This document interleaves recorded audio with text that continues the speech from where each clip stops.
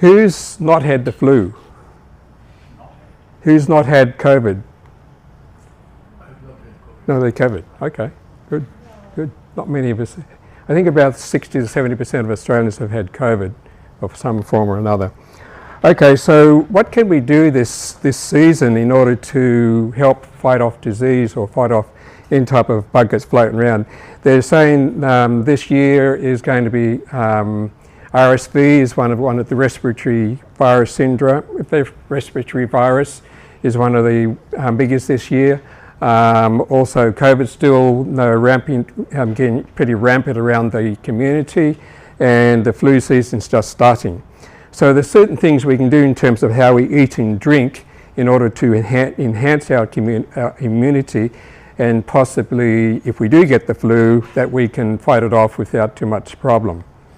And so while I'm going through this, if you have any questions, just don't hesitate to put up your hand or speak out. I don't mind, that's good. Okay, in 3 John 2, there's a verse here that John wrote, said, "Beloved, I pray that you may prosper in all things and in health, just as your soul prospers." So that's what God is desire for us, is that we'll be in health. Okay, so here's some of the history of some of the plagues that have gone round, and pandemics have gone around the world since the world beginning of Earth.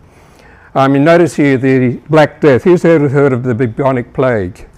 No, that was a horrible disease, and they're estimating up to around 200 million people were killed by this plague. Smallpox.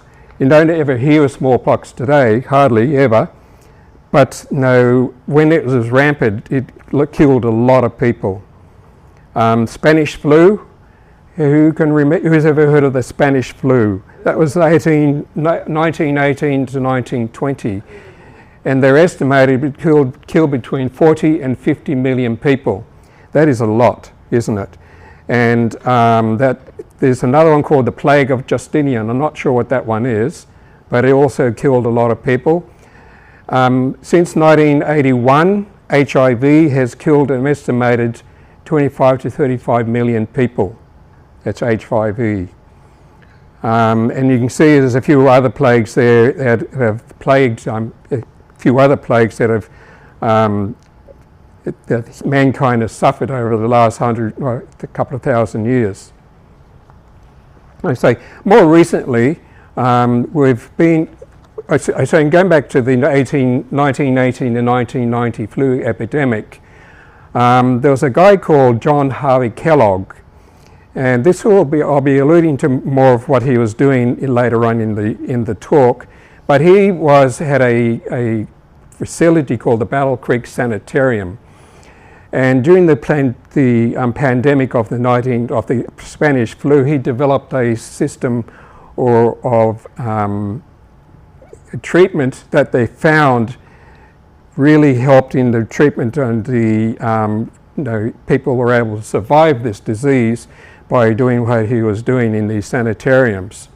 And look at the treatment there. Generally consisted of bowel cleansing, drinking 3 to 4 quarts of water a day, or fruit juice daily, high fiber diet, hydrotherapy, hot blanket packs, cold compressors, and short hot baths, etc.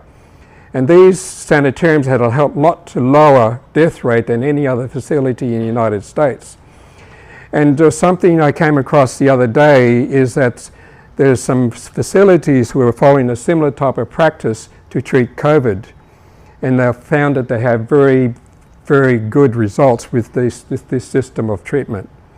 And so the system of treatment that Kellogg developed was pretty effective, but we'll allude to more of that later on.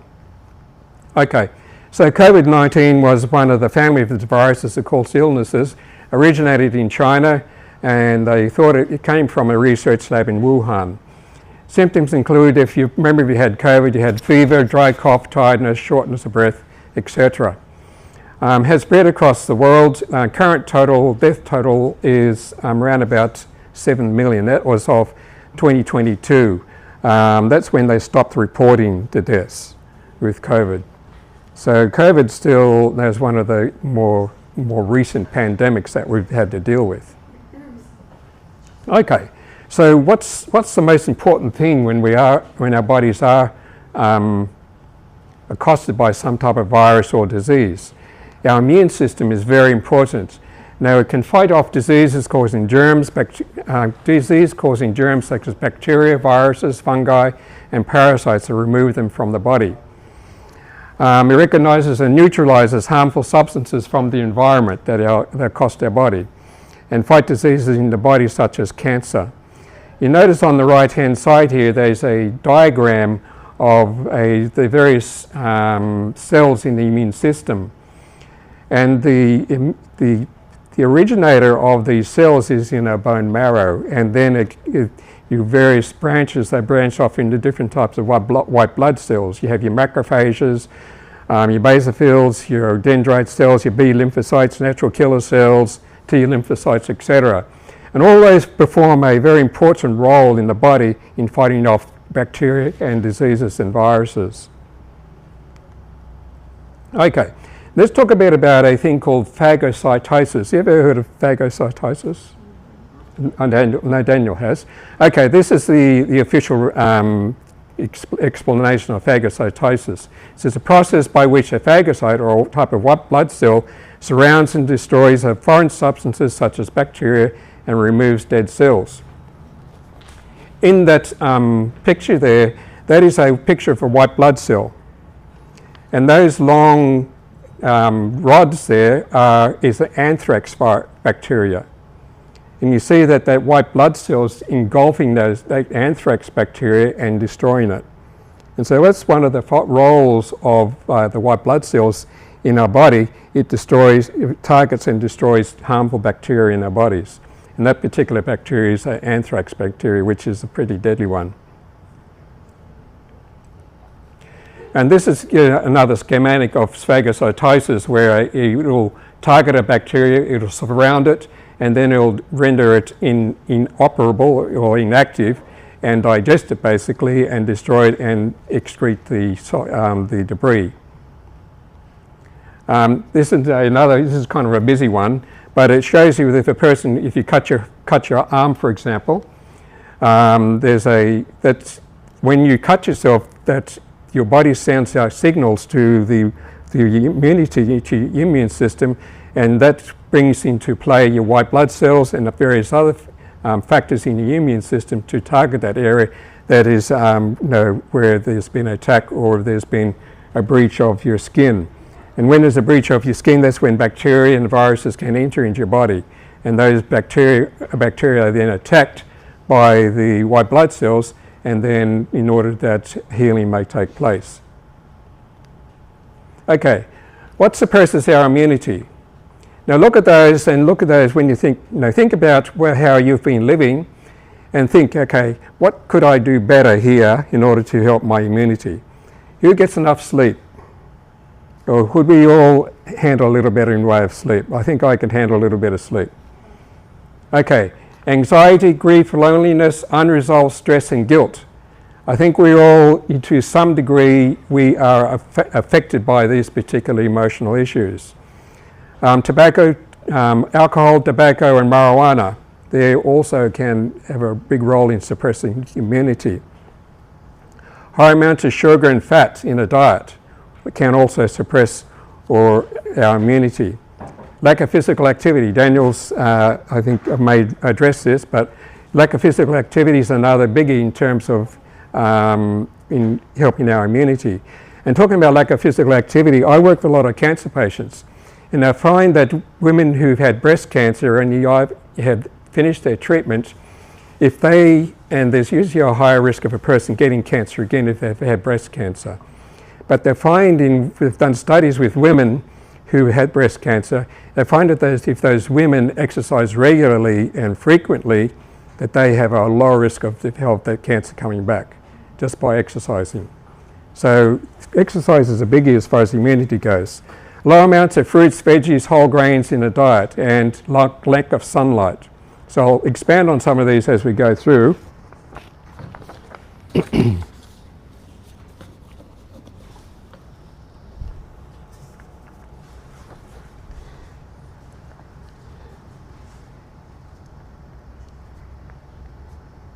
And so just talking a little more about these, for example, anxiety. There's a quote here, it comes from a book called Ministry of Healing. And it says, I'll read it to you, but it's pretty poignant, I think. It says, the relation that exists between the mind and the body is very intimate. When one is affected, the other sympathizes. The condition of the mind affects the health to a far greater degree than many realize. Many diseases that which men suffer from are the result of mental depression, grief, anxiety, discontent, remorse, guilt, distrust. All these tend to break down the life forces and to invite decay and death. Diseases sometimes is produced, often aggravated by the imagination. Many are lifelong invalids who might well be, may be well if they thought so. Many imagine that every slight exposure will cause illness, and the evil effect is produced because it is expected. Many die from the disease the cause of which is wholly imaginary. So the mind, as you can see, the mind is very strong in terms of with regard to immunity. And down on the bottom there it says, courage, hope, faith, sympathy, love, promote health and prolong life. A contented mind, a cheerful spirit is health to the body and strength to the soul. A merry heart or rejoicing heart doeth good like a medicine. I think that in terms of mental illness, in terms of our emotional health, that sort of encapsulates a lot, that particular quote. Okay, let's talk a bit about some specific nutrients that will suppress immunity. This particular study, I came across this study when I was in the States, studying in the States, but it was quite interesting, I thought. This is a study done on sugar and the effect of phagocytosis, which is the effect of how white blood cells can ingest or destroy bacteria. And this was done at a university called Loma Linda University. And so it's affected, what they did is they gave healthy individuals a 100-gram portion of carbohydrate in the form of glucose, sucrose or table sugar, fructose, honey or orange juice they measured the phagocyticity or the ability of these white blood cells to destroy bacteria. And so what they did was they had an overnight fast and they gave the carbohydrates the next morning, and they drawn their blood, and then they measured on how well their blood was destroying this bacteria that they used.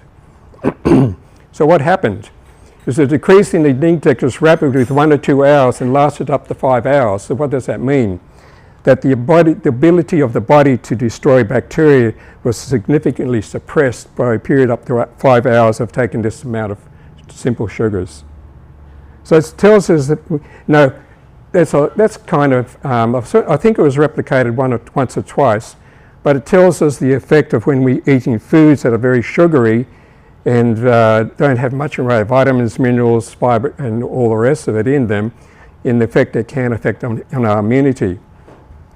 I have a personal experience with that. I was travelling one day and I had occasionally I don't mind a bit of chocolate, I admit it.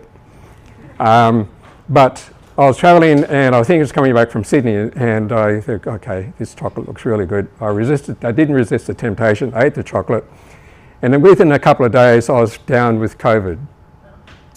And I think, okay, I know what happened. I think I was exposed to COVID at this conference I was at, I think. And then the next day, which means that the COVID was starting to fester around in my body, I hit myself with this chocolate and then whammo, I got COVID. I'm not sure if it's the same thing, but it's a bit of a personal experience here that sugar can tend to suppress your immunity. And excuse me, Grant. It says honey up there, but if you have a teaspoon of honey in coffee or tea or something, would that be like overdoing it?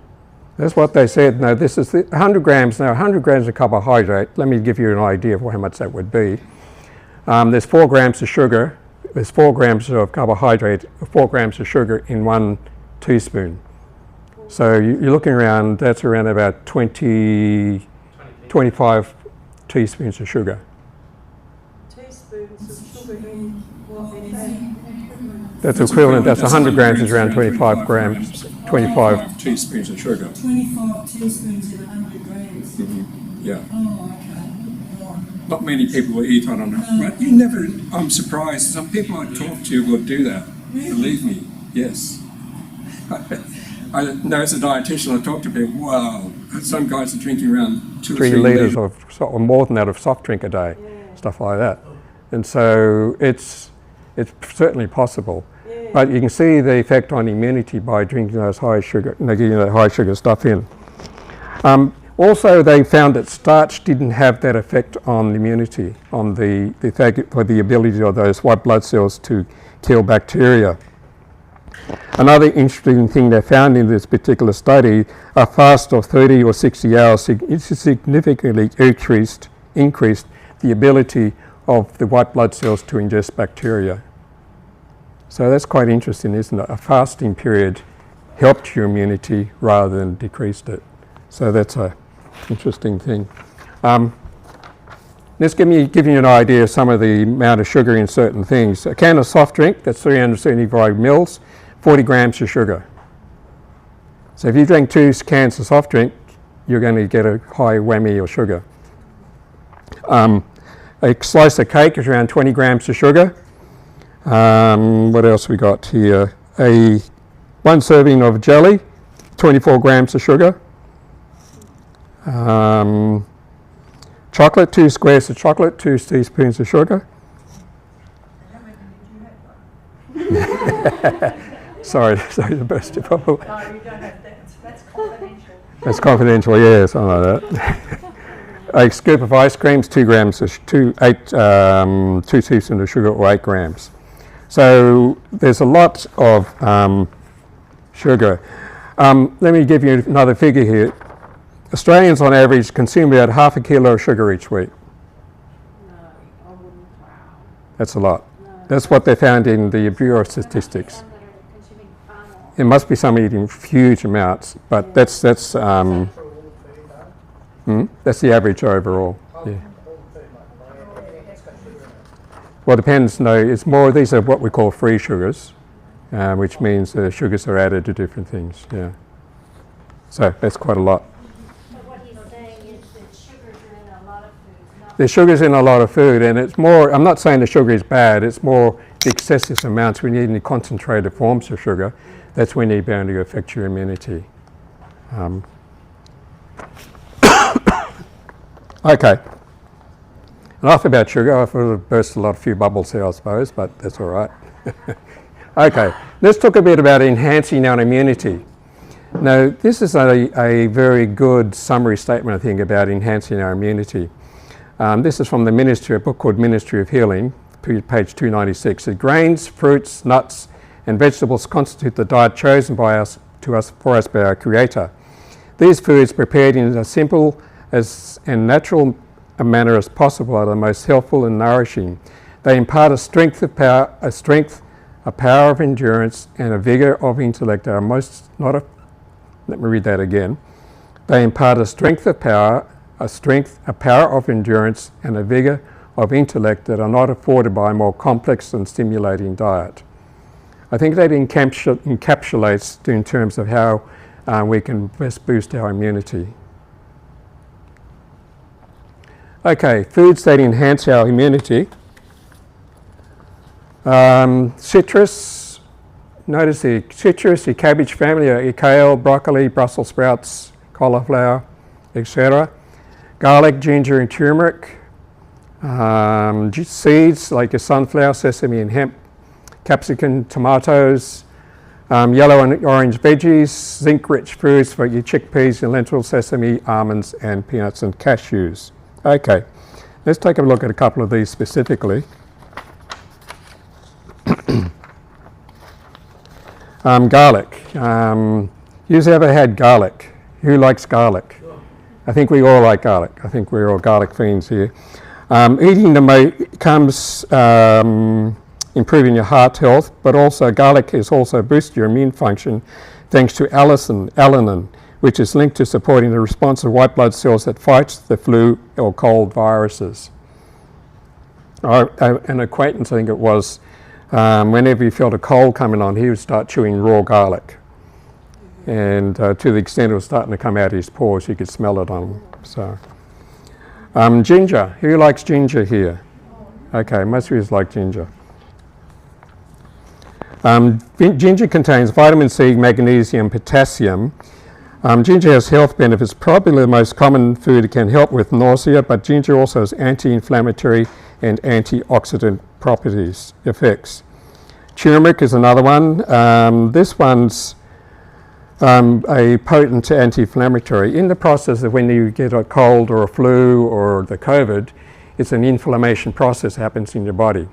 And so when you're eating foods that are anti-inflammatory, it helps modulate the inflammatory response. Almonds. Almonds contain vitamin E, a very powerful antioxidant. Also, the nut contains healthy fats that helps vitamin E to be absorbed by your body. So all those are very important in terms of fighting off disease. Excuse me, Ray. Yes, yep. There's a Dr. Gundry that gets on the internet, Yep. and he says that tomato.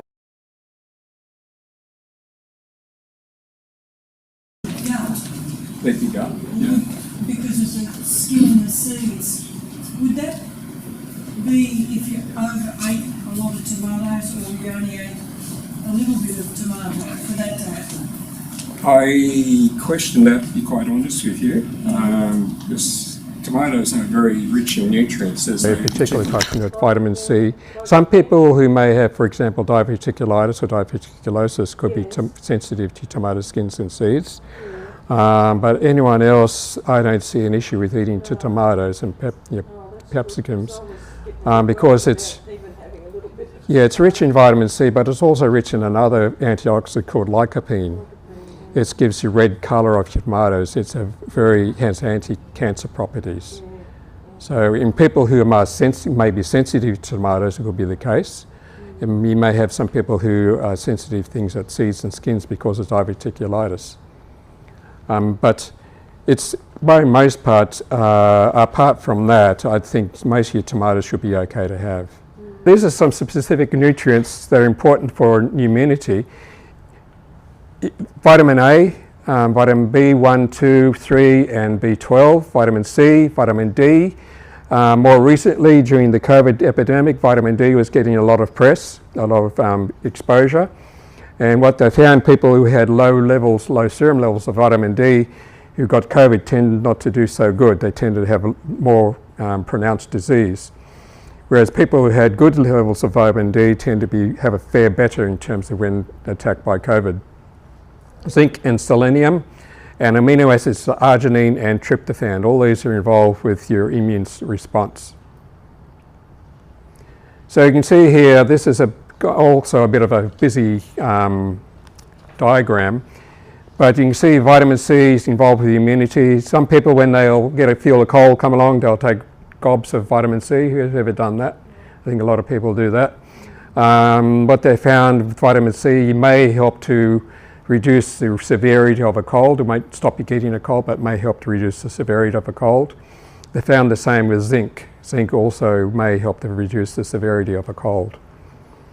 Beta carotene, curcumin, or your turmeric, your ginger, your onions. Onions are very good as well, very good in terms of helping with your immunity. Okay, so continuing on with that, regular exercise. Now Daniel's probably, he could tell you a lot about exercise and immunity. Rest and sleep, 6 to 8 hours per night, and sometimes you may not get that amount. Sunlight. The sunlight is very important as far as immunity goes. Not only reduces the vitamin D in your skin, but also it helps with the emotional well-being, and also can help with emotional well-being particularly. Fresh water, 6 to 8 glasses a day is important. That'll be a minimum. Fresh air, and they find that with people who exercise in fresh air or in a park area or amongst nature tend to have a better outcome in terms of fighting off disease and viruses and stuff versus going to a gym and working out. There's something therapeutic with working out in the forest or in the woods or something like that. And trusting in divine power, enhancing your spiritual community. Okay, another very important thing as far as immunity goes is temperance. Now, in terms of what that means is moderation in the use of your what you're eating and drinking and how you treat your body.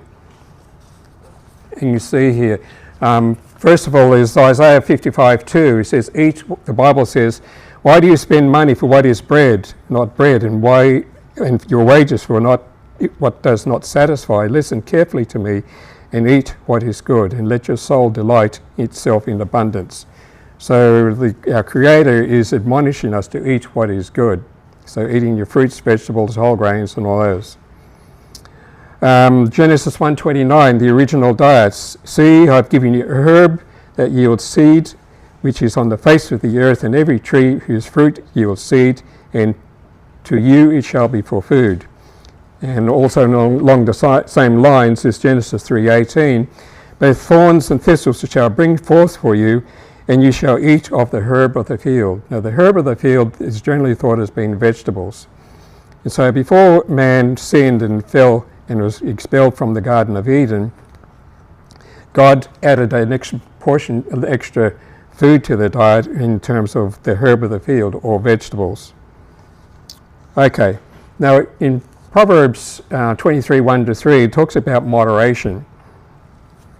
And says, when you sit down to eat with a ruler, that's a person who's in power, consider carefully what is before you, and put a knife to your throat if you're a man given to appetite. Do not desire his delicacies, for they are deceptive food. So what does that mean by putting a knife to your throat? Don't overeat. Don't overeat, that's right. May not eat the food. Yeah, exactly. Another example of that would be Daniel. You remember Daniel when he went into the University of Babylon.